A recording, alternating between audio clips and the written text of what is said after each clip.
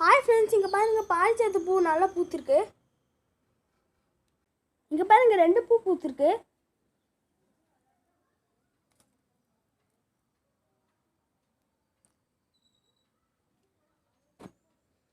இந்த பூ வந்து பார்த்திங்கன்னா நல்லா வாசனையாக இருக்குது. இந்த செடியை வாங்கி 1 இயர் தான் ஆகுது. இப்போ தான் பூ பூக்க ஆரம்பிக்குது.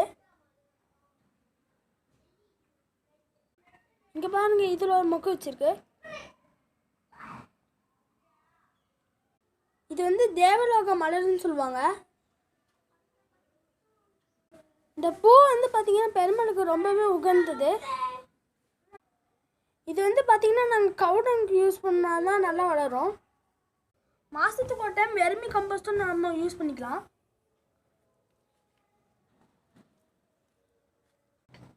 நல்லாவே பூக்கள் கொடுக்கும்.